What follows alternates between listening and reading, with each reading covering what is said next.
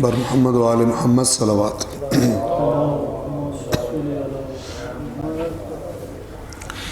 اعوذ باللہ من الشیطان الرجیم، بسم اللہ الرحمن الرحیم، الحمد للہ رب العالمین، والصلاة والسلام علی سید الانبیاء والمرسلین وعلی اہل بیتہ الطیبین الطاہرین وصحبہ المنتجبین۔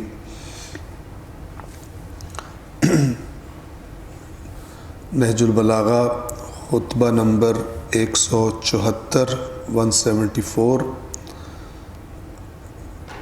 ترجمہ مفتی جعفر حسین رضوان اللہ تعالی علیہ اور مرکز افکار اسلامی نے یہ کتاب چھاپی ہے۔ گزشتہ درس میں ہم جو آخری پیراگراف پڑھا تھا اس کو میں ترجمے کو تکرار کر رہا ہوں اور اس کے بعد انشاءاللہ آگے بڑھیں گے۔ جان لو کہ کسی کو قرآن کی تعلیمات کے بعد کسی اور لائحہ عمل کی احتیاج یعنی ضرورت نہیں رہتی، اور نہ کوئی قرآن سے کچھ سیکھنے سے پہلے اس سے بے نیاز ہو سکتا ہے۔ اس سے اپنی بیماریوں کی شفا چاہو اور اپنی مصیبتوں پر اس سے مدد مانگو۔ اس میں کفر و نفاق اور ہلاکت و گمراہی جیسی بڑی بڑی مرضوں کی شفا پائی جاتی ہے۔ اس کے وسیلے سے اللہ سے مانگو اور اس کی دوستی کو لیے ہوئے اس کا رخ کرو یعنی اللہ کا رخ کرو، اور اسے لوگوں سے مانگنے کا ذریعہ نہ بناؤ۔ یقیناً بندوں کے لیے اللہ کی طرف متوجہ ہونے کا اس جیسا کوئی ذریعہ نہیں، قرآن جیسا کوئی ذریعہ نہیں۔ ہم نے آگے چلنا ہے، لیکن اس پیراگراف میں جو بات فرمائی گئی ہے اس میں ایک بڑا اہم نقطہ ہے کہ جسے بیان کرنا چاہیے، اور وہ یہ کہ آپ دیکھتے ہیں مولا اس میں فرما رہے ہیں کہ اس سے اپنی بیماریوں کی شفا چاہو، اور آگے معلوم ہو رہا ہے کہ شفا کیسے طلب کرنی، اپنی مصیبتوں میں اس سے مدد چاہو۔ معلوم ہو رہا کہ مدد کس طرح چاہیے۔ ابھی دو طریقے ہیں مدد کے، ایک وہ ہے جو رائج ہے بہت زیادہ، اور دوسرا وہ ہے کہ جو حقیقی ہے لیکن رائج نہیں۔ جو رائج طریقہ ہے قرآن سے مدد لینے کا وہ کون سا ہے؟ مثلا اس سے جو لوگوں کو ایک عام ذہن سمجھے گا، اس سے البتہ قرآن سے تو مدد والا اتنا خیر رواج ویسے بھی نہیں ہے، لیکن دو مختلف طریقے بتا رہا ہوں آپ کو، اور پھر اس کے بعد ایک اہم نقطہ آپ کی خدمت میں عرض کرنا چاہتا ہوں کہ قرآن سامنے رکھا جائے اور قرآن سے کہا جائے میری بیماریاں ٹھیک کر دے، میرا کفر ٹھیک کر دے، میرے اندر سے منافقت ٹھیک کر دے، میری گمراہی ٹھیک کر دے، سامنے رکھ کے قرآن سے یہ کہا جائے، یا حتیٰ سامنے نہ بھی ہو قرآن سے خطاب کر کے یہ کہا جائے کہ تو میرے یہ مسائل ٹھیک کر دے، یا اے قرآن میں اس مصیبت میں ہوں تو ٹھیک کر دے۔ اس طرح کی چیز ہرگز مراد نہیں ہے۔ آپ کیا مراد ہے کہ اس قرآن مجید میں کفر، نفاق، غی اور دلال کے جو بیماریاں ہیں، اسی طرح مختلف قسم کے فتنے مصیبتیں تمہیں پیش آئیں ہدایت سے مربوط، چونکہ بات ہی قرآن کی ہو رہی ہے، تو اس قرآن جیسے انسان کسی سمجھدار دوست کے پاس جا کے مشورہ مانگتا ہے، کسی ڈاکٹر سے جا کر چیک کرواتا ہے اور اس کا پھر نسخہ لے کے اس پہ عمل کرتا ہے، یہ کرو قرآن کے ساتھ۔ کفر کے اسباب کیا ہیں، کفر کیا چیز ہوتی ہے، نفاق کیا ہے، نفاق کے اسباب کیا ہیں، گمراہی کیا ہوتی ہے، یہ تم جس راستے پہ چل رہے ہو یہ تمہیں بتائے گا غلط ہے یا صحیح ہے، اور اگر غلط ہے تو صحیح راستہ کون سا ہے۔ یہ معنی ہے قرآن سے مدد لینے کا اور اس شفا کا طلب کرنا، نہ یہ کہ اے قرآن ٹھیک کر دے، اے قرآن ٹھیک کر دے۔ اسی طرح ایک چیز جو ہمارے معاشرے میں بہت زیادہ رائج ہے اور جو ہونا چاہیے وہ نہیں ہے، وہ کیا ہے؟ مثلا کیا کہیں گے، ایک جو کافی زیادہ کانسیپٹ ہے، مثلا یا علی مدد فرمائے، وہاں پر بھی یہی والا مسئلہ ہے کہ مثلا علی علیہ السلام کی یہی نہج البلاغہ ہے، یہ ان کی طرف سے بہترین مدد ہے انسان کی، ان کے فرامین، اسی طرح ان کی سیرت، ان کی پوری زندگی جو انہوں نے اتنی قربانیاں اور مشکلات سہ کر گویا ہمارے سامنے رکھ دی کہ اس طرح کی زندگی ہوتی ہے اللہ کے بندے کی۔ وہ مدد لینے کے لیے آپ چراغ لے کے بھی ڈھونڈیں گے تو کوئی نہیں ملے گا آپ کو، یعنی جو علی فرما رہے ہیں ہم وہ کریں، جو حضرت علی نے اپنی زندگی میں سیرت پیش کی ہے اس سیرت کو ہم فالو کریں۔ آپ کے خیال میں اس میں کتنے لوگ انٹرسٹڈ ہیں؟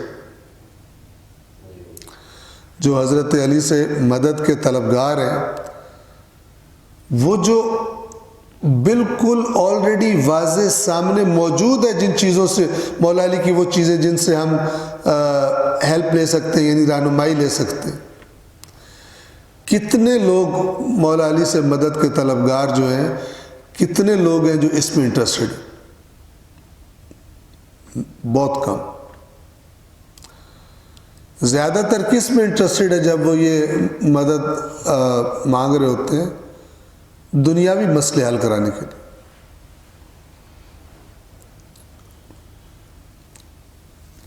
یہ ایک انحراف ہے، یعنی جو علی چاہتے ہیں دینا، جس کے لیے علی نے ساری زندگی لگا دی، اس میں انٹرسٹ نہ ہونے کے برابر ہو کسی کا، جبکہ اپنے دنیا کی حاجات اور دنیا کے مسائل میں بہت زیادہ اس کو انٹرسٹ ہو، جو علی دے رہے ہیں اس میں انٹرسٹ نہ ہو۔ مثلا اللہ بندے کے لیے سب سے بہتر ہدایت سمجھتا ہے، سب سے امپورٹنٹ اللہ کہتا ہے کہ بندے کے لیے ہدایت امپورٹنٹ ہے، ہر نماز میں 2 مرتبہ ہدایت کا سوال کرو، لیکن بندہ مرادیں ملنے میں انٹرسٹڈ ہے، جو اللہ سب سے زیادہ خدا دینا چاہ رہے ہیں ہم سمجھ رہے ہیں اس میں اتنا انٹرسٹڈ نہیں ہے، جو خود تشخیص دیتا ہے مجھے یہ چیز میرے پاس ہونی چاہیے وہ مانگنے میں انٹرسٹڈ ہے۔ تو یہ ایک ایسا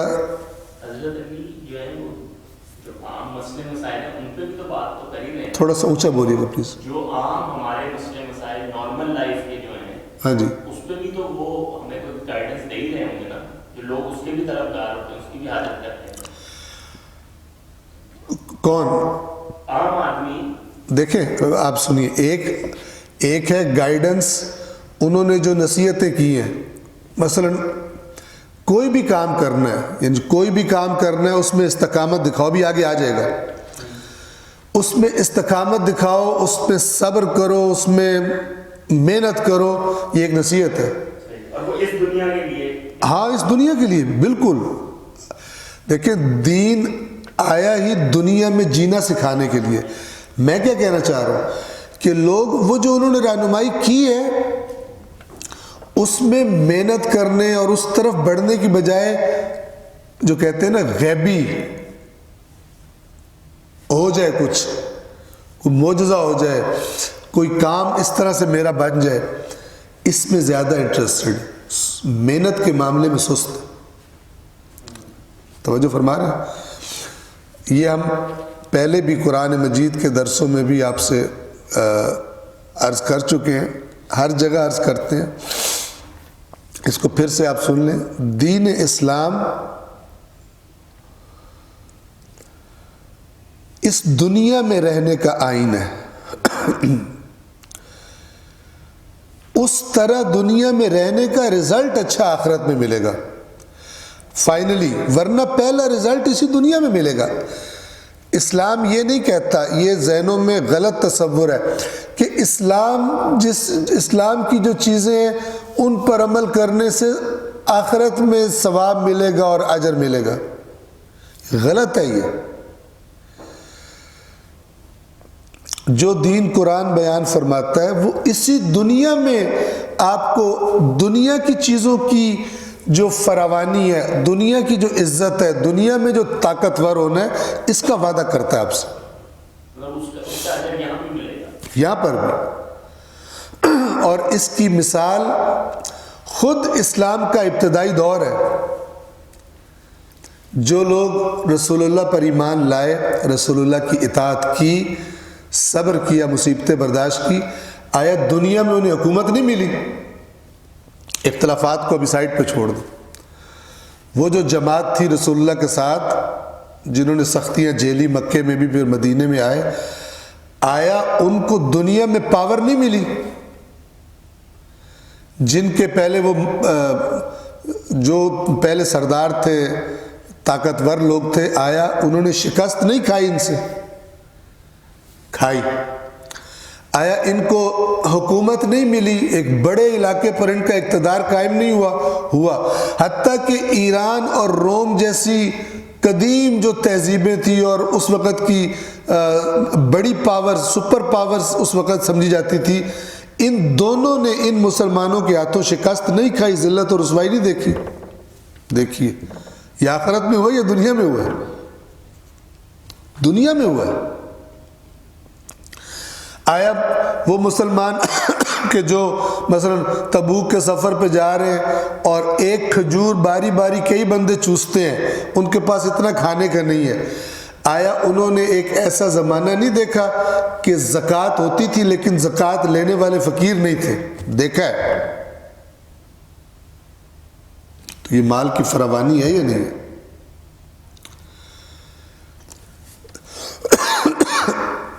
اگر پس جو بات میں نے آپ کی خدمت میں عرض کی، پس اگر آج ہم مسلمانوں کو ان چیزوں میں، عزت میں، اقتدار میں، طاقت میں،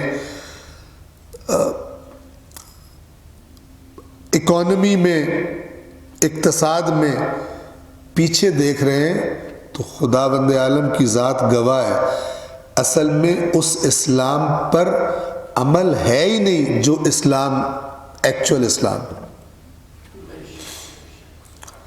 ادھر تو ہم تو وہ لوگ ہیں کہ جن کا، جو ہم بار بار کہتے ہیں کہ ہمارا سارا فوکس دنیا ہوتی ہے، برائے دنیا. ایک دفعہ دنیا برائے آخرت، یعنی دنیا آخرت کی کھیتی. میں کمانا چاہتا ہوں، میں محنت کر رہا ہوں، لیکن میرا ایک ہدف ہے، اور وہ ہدف دنیا نہیں ہے، وہ ہدف اللہ کی رضا ہے. میں زیادہ، مثلا میں چاہتا ہوں میرے پاس پیسہ ہو تاکہ میں زیادہ خرچ کر سکوں، میں وہ پروجیکٹس کر سکوں جو اللہ چاہتا ہے.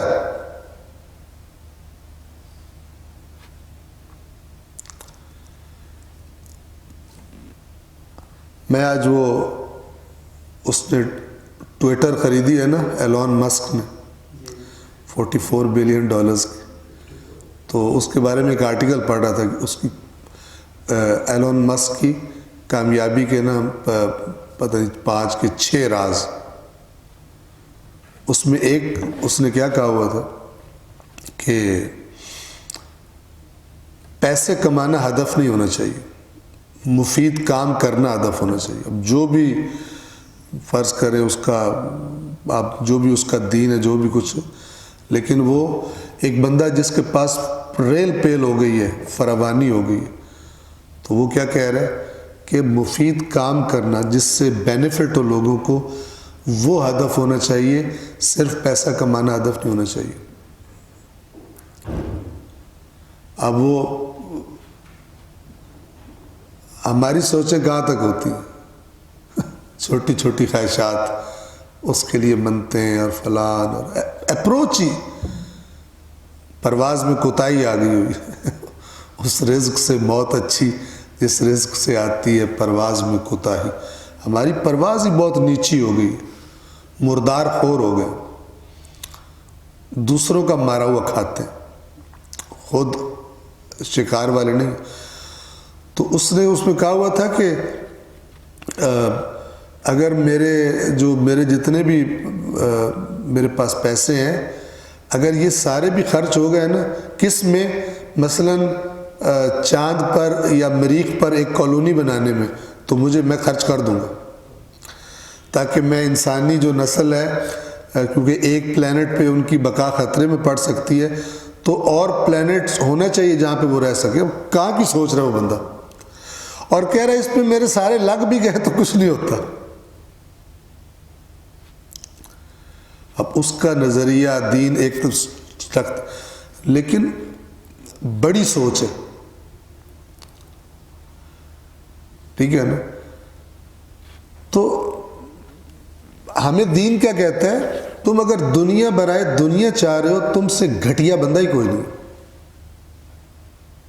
تم سے پست بندہ ہی کوئی نہیں، کہ اور اتنے تم بے وقوف ہو کہ تمہیں کنفرم ہے کہ تمہیں یہ چھوڑنی ہے، جو مرضی کما لو، اتنے تم احمق ہو کہ وہ چیز جو تم نے چھوڑنی ہے، حتیٰ کہ تم نے دین کو بھی اس کے اصول کا ٹول بنایا ہوا ہے، یہ پوری ہو جائے، یہ پوری ہو جائے، زیارت پہ یہی دعا کر رہے ہو، حج پہ سارا فوکس تمہارا دنیا ہے، تم بہت گھٹیا لوگ ہو۔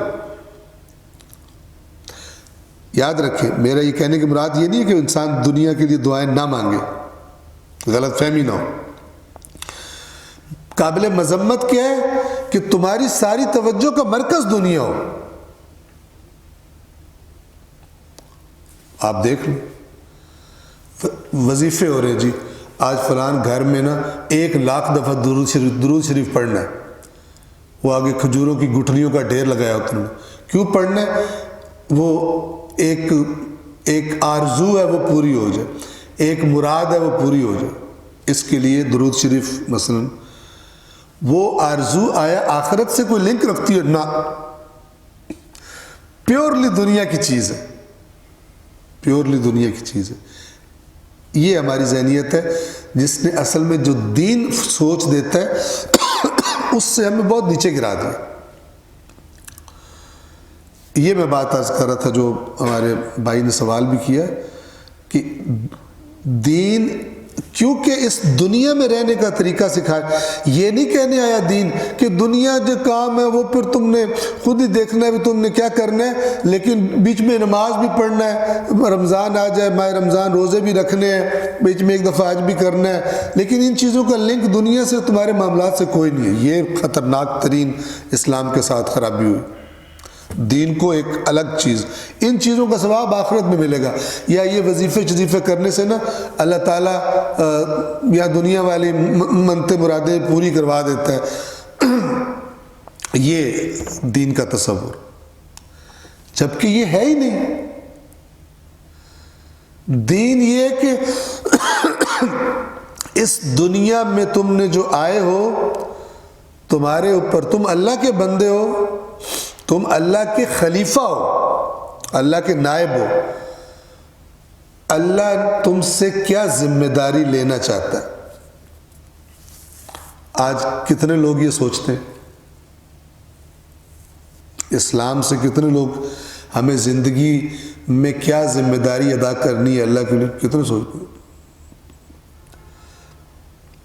اس سے زیادہ میں بات نہیں کرتا، یہ تعریف کر دی گئی ہے، یعنی اسلام کے نام پر کوئی اور چیز عام کر دی گئی ہے اور لوگ اسی کو دین سمجھتے ہیں۔ اگر وہ اسلام ہوگا تو وہ غلبہ بھی عطا کرے گا، وہ غربت جہالت کے خاتمے کا سبب بھی بنے گا۔ یہ معاشرہ نہیں ہوگا کہ دنیا میں مثلا مغربی اقوام اور ان کے مقابلے میں ایک انتہائی پسماندہ، کرپشن سے بھرا ہوا، صحت کی سہولیات کوئی نہیں، تعلیم کی حالت خراب، یہ معاشرہ دین نے اس کو، اور یہ ہماری خرابیاں پڑتی کس کے کھاتے میں ہیں دنیا والوں کی نظروں میں؟ اسلام کے کھاتے میں۔ وہ کہتے ہیں یہ ان کا دین، انہوں نے بیڑا غرق کیا ہے اس کا۔ اور اسی لیے جو ائمہ اہل بیت نے بھی فرمایا باعث زینت بننا ہمارے لیے ننگ و آر کا باعث نہ بننا، وہ بھی بہت ایکوریٹ بات۔ کرو گے تم ہم سے منسوب اپنے آپ کو ہمارا ماننے والا کہنے والے، کام تم گڑبڑ کرو گے، لوگ سمجھیں گے کہ یہ مکتب برا ہے۔ اس مکتب میں یہ سکھایا جاتا ہے، اس بات کی طرف توجہ نہیں چاہیے۔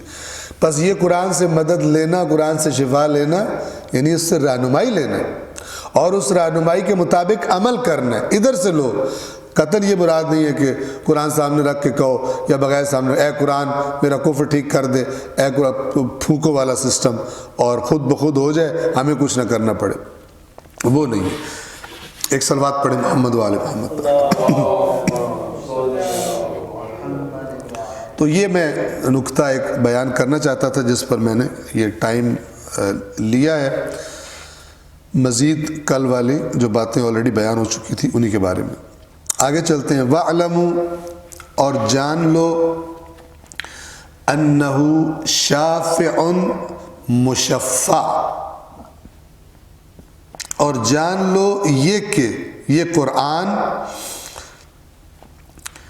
شافع، شفاعت کرنے والے کو شافع کہتے ہیں، لیکن ساتھ لفظ لائے مشفع۔ مشفع کا کیا مطلب ہے؟ جس کی شفاعت مقبول ہے، یعنی قرآن جس کی شفاعت کرے گا، البتہ آگے وضاحت فرما دیں گے، قبول کی جائے گی۔ قرآن کی کسی بات کو رد نہیں کیا جائے گا قیامت کے دن۔ وَقَائِلٌ مُصَدَّق، قائل یعنی بولنے والا، ایسا بولنے والا ہے جو مصدق ہے۔ مصدق کہتے ہیں تصدیق کرنے والے کو، مصدق جس کی تصدیق کی جائے، یعنی وہ جو بولے کہا جائے سچ کہہ رہا ہے۔ قرآن مصدق ہے۔ وَأَنَّهُ، اور یہ کہ من شفع لہ القرآن، جس کے لیے شفاعت کرے گا قرآن، یوم القیامت، قیامت کے دن، شفع فیہ، اس شخص کے بارے میں قرآن کی شفاعت قبول کی جائے گی۔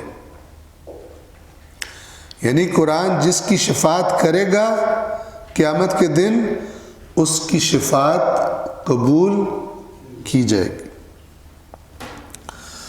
وَمَنْ مَحَلَ بِهِ الْقُرْآنِ، اور جس کی شکایت کرے گا قرآن، جس کے عیب بتائے گا، اور یہ عیب کنسرننگ قرآن ہوں گے، ریلیٹڈ ٹو قرآن ہوں گے، کہ میرے ساتھ اس نے کیا رویہ رکھا، تو جس کی شکایت کرے گا قرآن یوم القیامت، قیامت کے دن، صدق علیہ، تو وہ جو قرآن کی گواہی ہوگی اس کے خلاف قرآن کی تصدیق کی جائے گی، کہا جائے گا کہ بالکل صحیح ہے، یہ بندہ ایسا ہی ہے، قبول ہے جو تم کہہ رہے ہو۔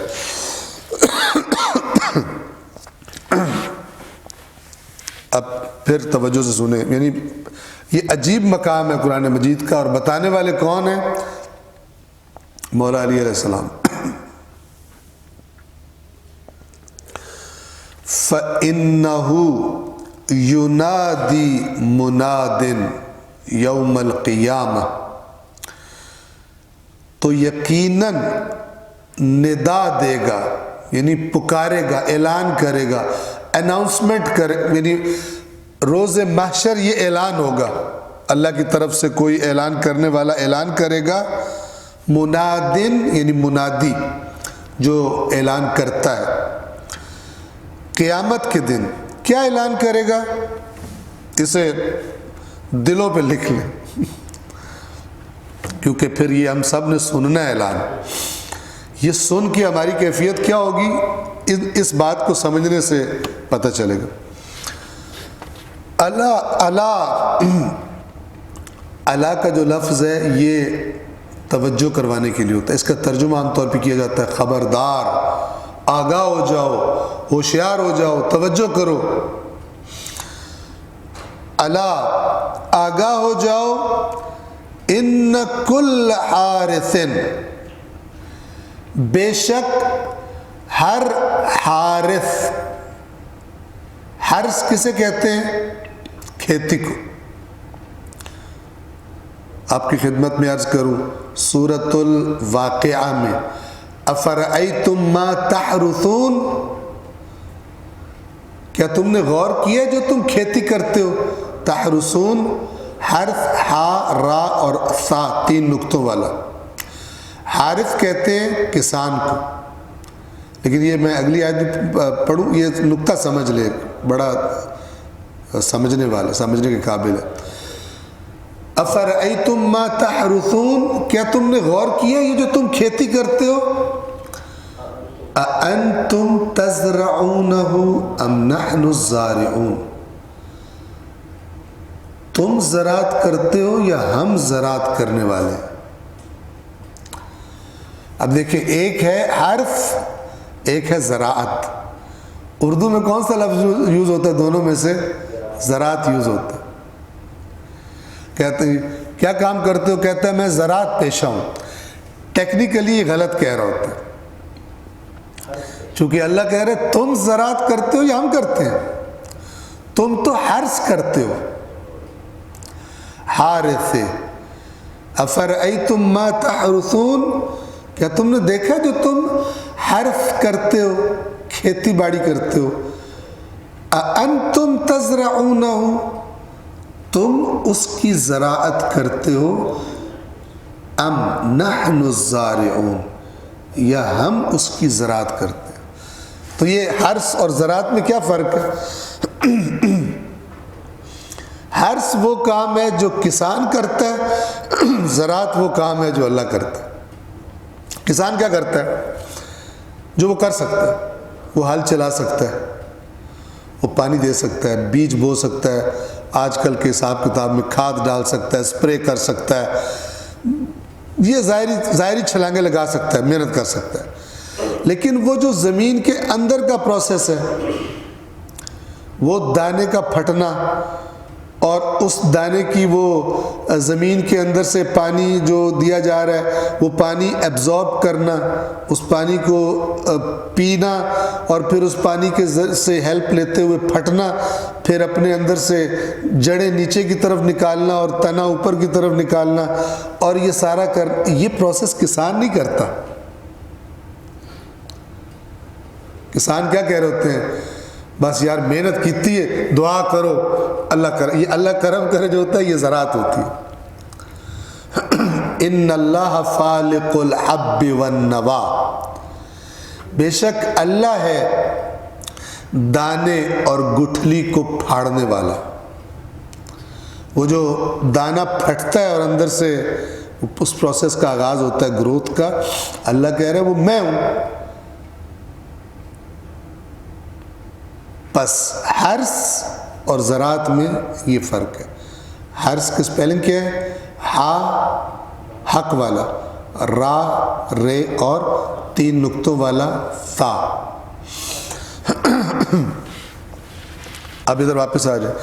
اعلان کرنے والا، مولا فرما رہے ہیں اس روایت کے مطابق، اس خطبے کے مطابق، الا آگاہ ہو جاؤ، ان کل حارث، یقیناً ہر کھیتی کرنے والا، مبتلن مبتلا ہے، یعنی پھنسا پڑا ہے، گرفتار ہو گیا ہے۔ جو اس نے کھیتی کی ہے اس میں گرفتار ہے، اس میں مبتلا ہے۔ فی حرثہ اپنی کھیتی کے بارے میں، وعاقبت عملہ اور اپنے عمل کی عاقبت میں مبتلا ہے۔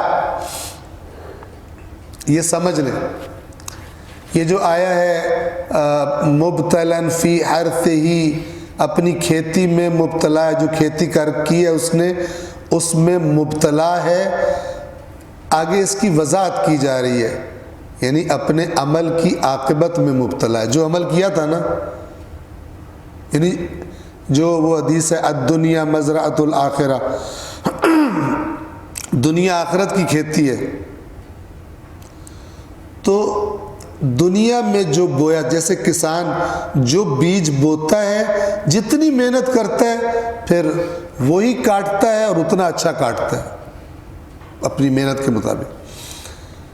اسی طرح جو بیج ہی زہریلا بوئے، کسی زہریلے پودے کا، کسی کانٹے دار بدمزہ چیز کا بیج بوئے تو ظاہر ہے اس کے اندر سے پھر اچھی چیز نہیں نکلے گی، وہی نکلی، اور جتنا زیادہ لگا رہا ہے وہ بونے پر اتنے زیادہ وہ نکلیں گے باہر۔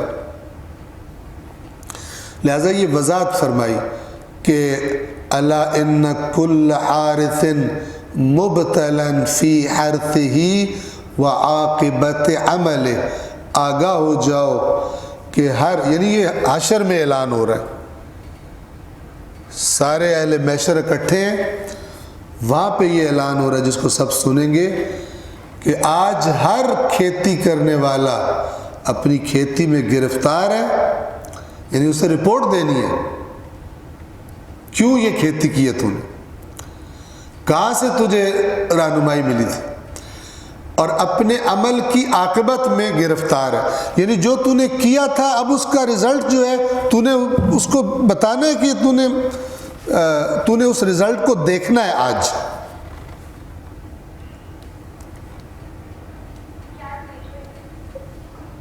پھر فرماتے ہیں غیر حرثۃ القرآن، سوائے ان کے کہ جن کی کھیتی قرآن تھا، ان کے علاوہ سب مبتلا ہے۔ عجیب بات نہیں، جن لوگوں کی دنیا میں کھیتی قرآن تھا، یعنی کھیتی یعنی عمل کرنا جس کا نتیجہ آج قیامت کے دن نکلنا ہے، جن کی کھیتی قرآن تھا یعنی جنہوں نے ان اعمال کے بیج بوئے جن کی رہنمائی انہوں نے قرآن سے لی تھی، وہ نہیں ہے گرفتار، کیونکہ قرآن کی بات تو کنفرم تھی کہ ٹھیک ہے اللہ کی بات ہے، تو جس نے کنفرم اوتھینٹک جگہ سے رہنمائی لے کے کچھ کیا وہ کیوں گرفتار ہوگا؟ وہ تو گرفتار نہیں ہوگا۔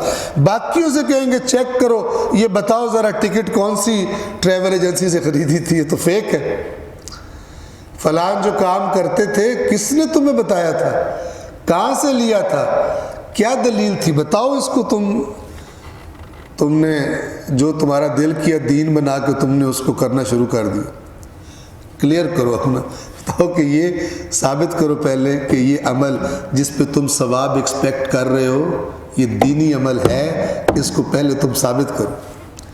لیکن جس نے قرآن سے کیا اس سے نہیں پوچھا جائے گا کہ تو ثابت کر، یہ وہی بات ہے کہ قرآن کے بعد کوئی فاقہ نہیں ہے، اسی سے ریلیٹڈ ہے یہ، چونکہ جب قرآن نے ایک بات کہہ دی تو پھر کہیں سے تصدیق کی ضرورت نہیں ہے کہ چیک کرو ٹھیک ہے یہ غلط ہے، لیکن باقی جگہوں سے چیک کرنا پڑے گا، غلط ہے، حدیث پڑھ رہے ہیں، حدیث صحیح ہے صحیح نہیں ہے، سند کیسی ہے، خلاف قرآن تو نہیں ہے، اور وغیرہ وغیرہ۔ لیکن قرآن کے معاملے میں کام بہت آسان ہے، جان لو اور کرو، چیک کروانے کی ضرورت ہی نہیں کسی اور کے پاس سے جا کر۔ لیکن کچھ کی تربیت ایسی کی گئی کہ وہ قرآن سے اگر خود پڑھے نا قرآن اور ان کو لگے کہ جو ہم نے سنا ہوا ہے پیر صاحب سے اپنے وہ تو کچھ اور ہے، اور پھر وہ پیر کے پاس لے جاتے ہیں کہ سر یہ قرآن کا میں ترجمہ پڑھ رہا ہوں تو اس میں تو مجھے یہ سمجھ آ رہا ہے، اور جو آپ لوگوں سے ہم سنتے ہیں وہ کچھ اور ہے، تو پھر اس کا وہ علاج کرتا ہے کہ پھر اسے قیامت کے دن ہی پتہ چلے گا میرے ساتھ ہاتھ کیا ہوا ہے۔ اسے وہ کیا کہتا ہے جو ہم اکثر بتاتے رہتے ہیں، وہ کہتا ہے بے وقوف آدمی، یہ قرآن کی ایک ایک آیت کے کئی میننگ ہوتے ہیں، اور اس کی بڑی پتہ نہیں کیا کتنا پڑھنا پڑتا ہے، کتنے پاپڑ بیلے پڑھتے ہیں، تب بندہ جا کے قرآن کو کھول سکتا ہے۔ اس کے بعد پھر ایسی خدا حافظی ہوتی ہے اس کے قرآن کے ساتھ کہ پھر قیامت کے دن ہی اللہ اور اللہ کے رسول کو فیس کرے گا میں نے قرآن کیوں نہیں پڑھا۔ یہ ہوتا ہے۔ اس جملے کو سمجھیں، اعلان کرنے والا قیامت کے دن اعلان کرے گا، ہر کھیتی کرنے والا اپنی کھیتی میں مبتلا ہے، پھنسا ہوا ہے، اور ہر عمل کرنے والا اپنے عمل کی عاقبت میں پھنسا ہوا ہے۔ غیر حرثت القرآن، حارث کھیتی کرنے والا کی جمع ہے حرثہ، ٹھیک ہے، غیر حرثت القرآن، سوائے قرآن کے کھیتی باڑی کرنے والوں کے، وہ نہیں پھنسے ہوئے۔ پھر مولا فرماتے ہیں اب یہ بات تمہیں اگر سمجھ آ گئی ہے تو پھر فَكُونُوا مِنْ حَرَثَتِهِ وَأَتْبَاعِهِ، پس بن جاؤ اس کے حرثہ میں سے، یعنی جن کی کھیتی قرآن سے ہوتی ہے ان میں شامل ہو جاؤ، بن جاؤ تم لوگ۔ یعنی واو، یہ واو اس کو واو تفسیر کہتے ہیں، یہ پچھلے والی جو بات ہوتی ہے اس سے پہلے جو لفظ آیا ہوتا ہے جملہ اپنے بعد اس کی تفسیر کر رہا ہوتا ہے، اس کو مزید واضح کر رہا ہوتا ہے۔ وَأَتْبَاعِهِ، یعنی جو میں کہہ رہا ہوں قرآن سے کھیتی کرنے والے بن جاؤ، یعنی قرآن کو فالو کرنے والے بن جاؤ۔ اتباع جمع ہے تابع کی، ٹھیک ہے نا، میں آپ کا تابع فرمان ہوں، تابع کی جمع ہوتی ہے اتباع۔ پس تم بن جاؤ قرآن کی کھیتی کرنے والے، یعنی قرآن کی اتباع کرنے والے، قرآن کے فالوور بن جاؤ، تاکہ قیامت کے دن تمہیں مبتلا نہ ہونا پڑے کہ بتاؤ کہاں سے یہ انفارمیشن لی تھی، یہ کام کرتے تھے، کس نے تمہیں بتایا تھا۔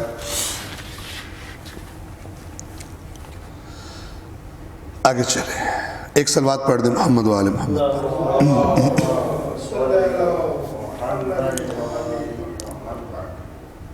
اب یہ بات جاری ہے، تم بن جاؤ قرآن کو سے کھیتی کرنے والے، یعنی قرآن کو فالو کرنے والے۔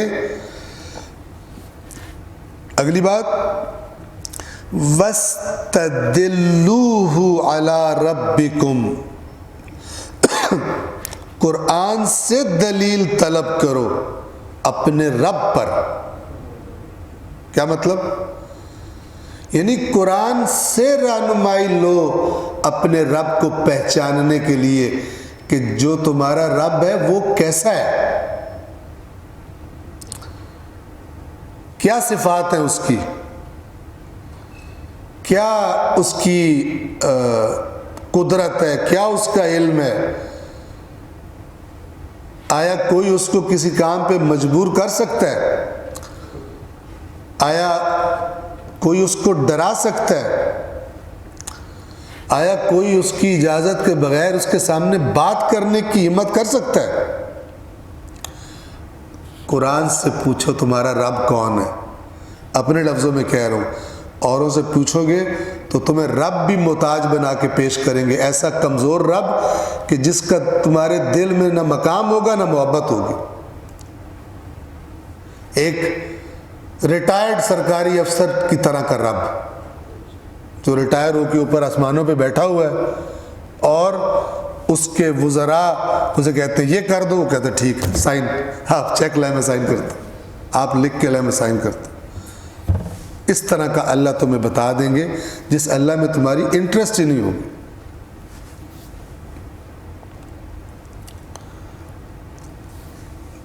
اس قرآن سے دلیل مانگو اپنے رب کے بارے میں۔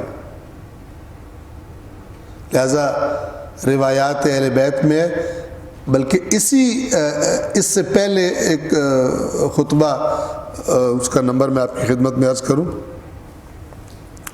145 خطبہ جو تھا 145، یہ 145 نمبر خطبہ، اس میں مولا نے کیا فرمایا کہ اللہ نے اپنے رسول کو حق کے ساتھ بھیجا تاکہ اس کے بندوں کو بتوں کی عبادت سے نکال کر اللہ کی عبادت کی طرف لے آئے اور شیطان کی اطاعت سے نکال کر اللہ کی اطاعت کی طرف لے آئے، ایک ایسے قرآن کے ذریعے جسے اللہ نے واضح بھی کر دیا ہے اور محکم بھی کر دیا ہے.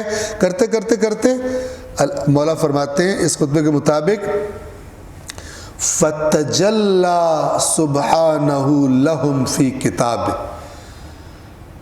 تو وہ ذات کہ جو ہر عیب سے پاک ہے، اس نے اپنا جلوہ دکھایا ہے اپنے بندوں کو اپنی کتاب میں.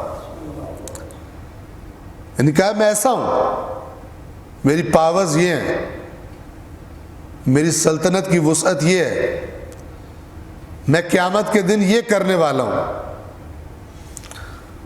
تو مولا فرما رہے تو اسی سے پوچھو تمہارا رب کون ہے، تاکہ رب کے نام پہ کوئی اور چیز نہ تمہیں بتا دی جائے. قرآن سے پوچھو کہ تمہارا پروردگار کون ہے. وَاسْتَدِلُّوهُ عَلَىٰ رَبِّكُمْ، یہ معنی ہے اس کا. استدلال کا لفظ آپ نے سنا ہوا، استدلال کسے کہتے ہیں؟ دلیل لانے کو. جب کوئی بندہ کسی مدعا کو ثابت کرنے کے لیے دلائل اکٹھے کرتا ہے اور ان دلائل کو پیش کر کے کہتا ہے یہ نتیجہ میرا مدعا ثابت ہو گیا، اس پروسیس کو کہتے ہیں استدلال. اس کا لفظی مطلب ہے دلیل طلب کرنا. جیسے استغفار کا مطلب ہے مغفرت طلب کرنا، اسی طرح استدلال کا مطلب ہے دلیل طلب کرنا. ٹھیک ہے.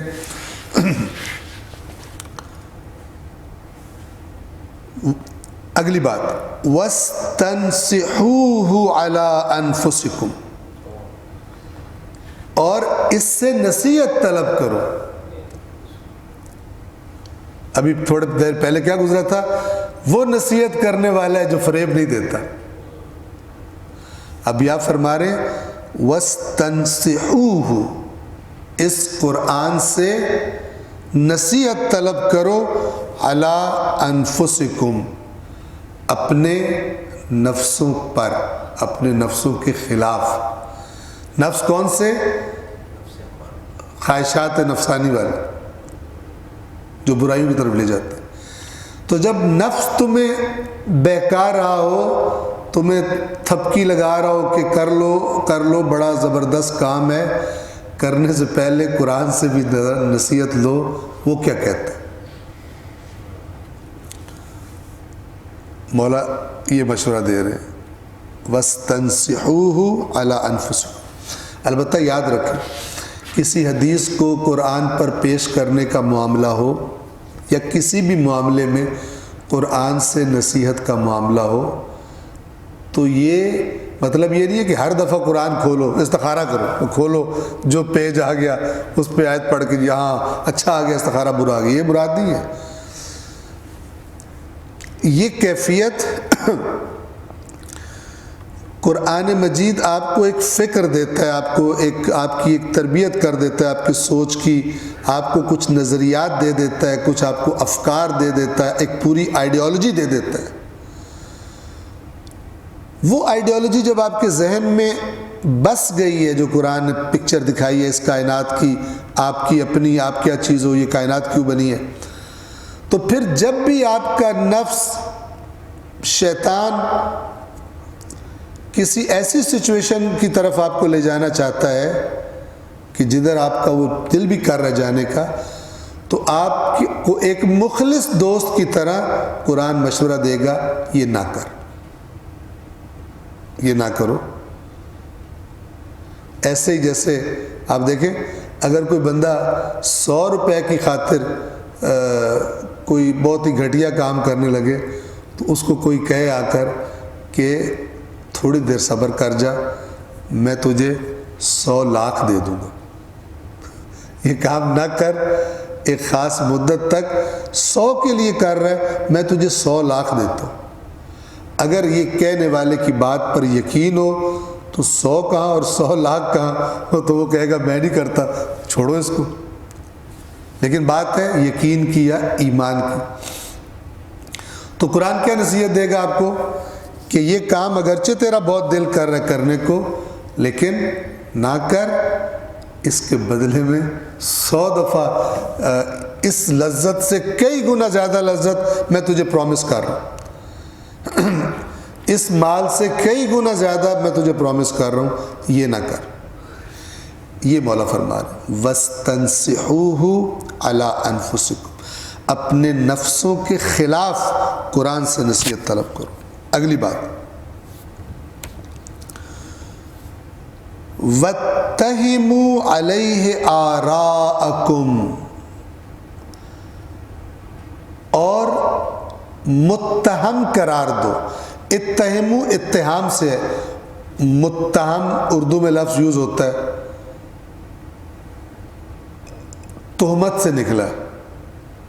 اتہام یعنی کسی پہ تہمت لگ جائے، یہ بندہ متہم ہے کہ اس نے یہ غلط کام کیا، ٹھیک ہے نا، جس کو عام طور اردو میں ملزم کہتے ہیں۔ ملزم یعنی جس پہ الزام ہوتا ہے اور ثابت ہو جائے تو مجرم بن جاتا ہے مثلا۔ تو یہ اصل میں ملزم عربی زبان میں اس لفظ کا کوئی اور معنی ہے، عربی میں اسے کہتے ہیں متہم، یعنی اس پر تہمت لگی ہے، صحیح بھی ہو سکتی ہے غلط بھی ہو سکتی ہے۔ لہذا مولا کے فرامین میں سے روایات میں ایک فرمان یہ بھی آیا ہے کہ تہمت والی جگہوں سے بچو، یعنی وہ جگہیں، وہ محافل، وہ دوستیاں، وہ تعلقات کہ جہاں تہمتیں لگتی ہیں ان سے دور رہو، اور اگر دور نہیں رہتے اور پھر تم پہ تہمت لگے تو پھر کسی اور کو نہیں اپنے آپ کو ملامت کرو، کیونکہ تم خود اس جگہ پہ گئے تھے جہاں تہمت لگتی ہے۔ وَاتَّہِمْ، اور متہم قرار دو، علیہ، اس قرآن پر، آراءکم، آراء رائے کی جمع، اردو میں بھی یہ لفظ یوز کرتے ہیں، آراء رائے، مختلف قسم کی آراء آ رہی ہیں، یعنی مختلف رائے آ رہی ہیں۔ اپنی آراء کو قرآن پر متہم کرو۔ کیا مطلب؟ تم نے ایک نظریہ بنایا ہوا ہے جو تم نے قرآن سے نہیں لیا، کہیں اور سے لیا، تم نے قرآن سے نہیں لیا۔ ہو سکتا ہے کسی نے قرآن کے نام پر ہی تمہیں بتایا ہو سکتا ہے کسی نے ائمہ کے نام پہ تمہیں بتایا ہو، تم نے قرآن نہیں دیکھا اس نظریے کے بارے میں۔ تو تم ایک کام کرو، تم قرآن مجید کو پڑھو اور اپنی آراء کو، اپنے نظریات کو قرآن کی آیات کے سامنے پیش کرو، اور پھر اگر دیکھو اختلاف ہے تمہاری رائے کا اور قرآن کی بات کا اختلاف ہے، تو یہ نہیں کہنا کہ وہ پھر ڈرامے کرنا شروع ہو جاؤ، کئی میننگ والے اور فلان والے اور یہ کر کے، بلکہ اپنی رائے کو متہم کرو کہ ادھر گڑبڑ ہے، اللہ کی کتاب میں گڑبڑ نہیں ہے۔ اگر گڑبڑ ہے، اگر کوئی خرابی ہے تو یہ میں نے جو رائے بنائی ہوئی ہے، میں نے جو عقیدہ بنایا ہوا ہے، اس میں کوئی گڑبڑ ہے، یہ مولا گائیڈ کر رہے ہیں۔ آپ کے خیال میں کتنے مولا کے ماننے والے کبھی اس راستے سے گزرے ہوں گے؟ کبھی اس راہ سے گزرے ہوں نہ؟ ویسے اور استفادے مولا سے کرنے کا بہت شوق ہے، لیکن مولا کی بات پڑھنے کا ہی شوق نہیں، عمل تو پھر اگلی بات ہے۔ وَاتَّهِمُوا عَلَيْهِ آرَاءَكُمْ، اپنی آراء کو اس قرآن پر پیش کر کے انہیں اس اپنی آراء کو متہم قرار دو۔ اور اس پیراگراف کا جو لاسٹ جملہ ہے، وَاسْتَغِشُّوا، وَاسْتَغِشُّوا فِيهِ أَهْوَاءَكُمْ، اور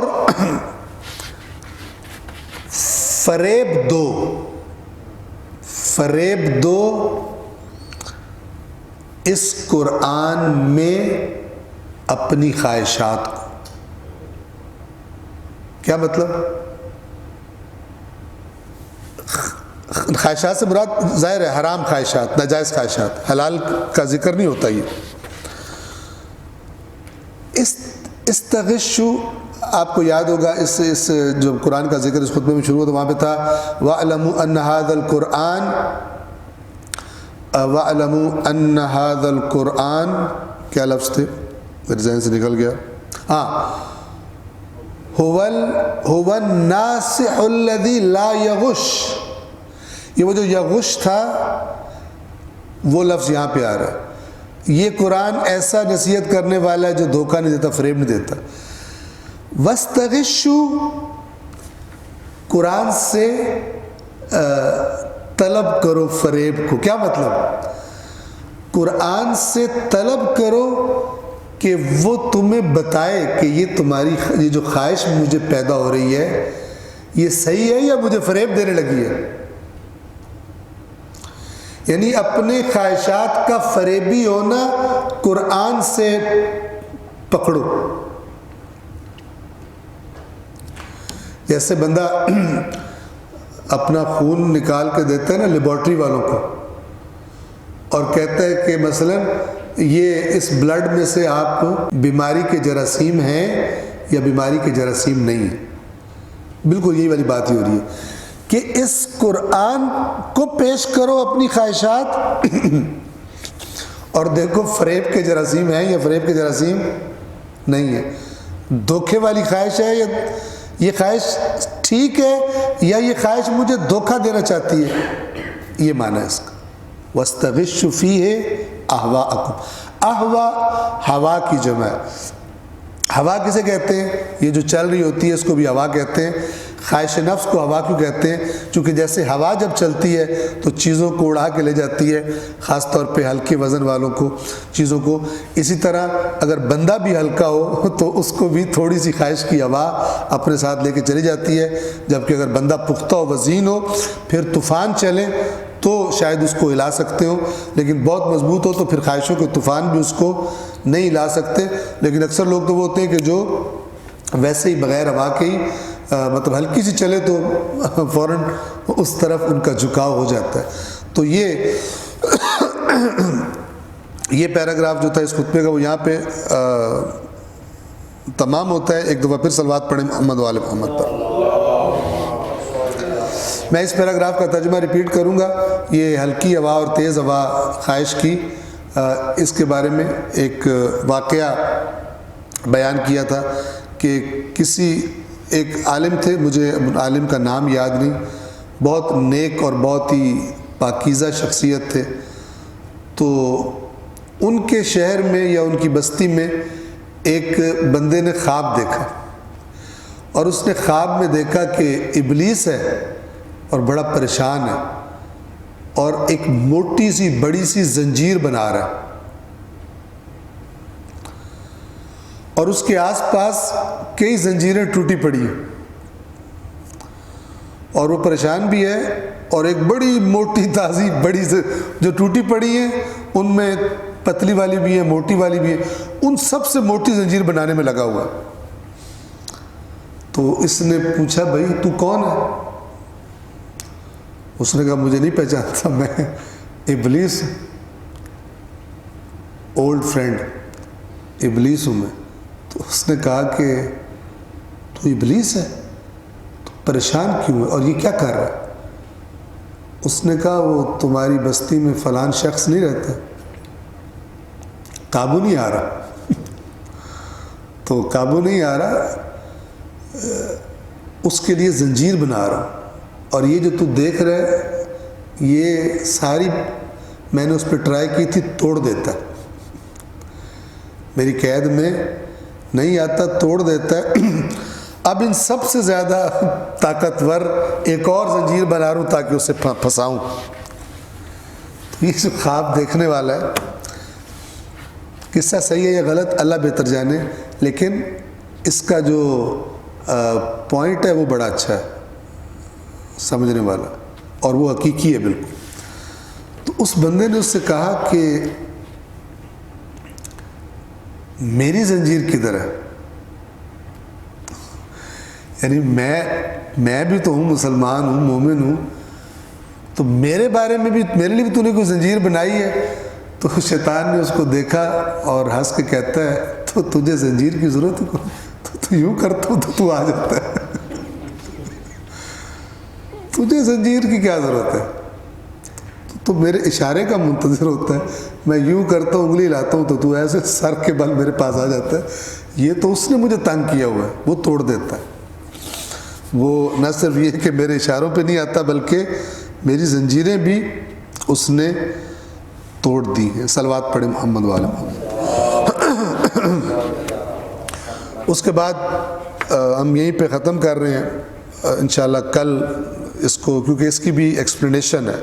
مولا فرماتے ہیں العمل العمل ثم النہایت النہایہ والاستقامت الاستقامہ ثم الصبر الصبر، یعنی صرف دو بار ریپیٹ کیا ہے الفاظ کو۔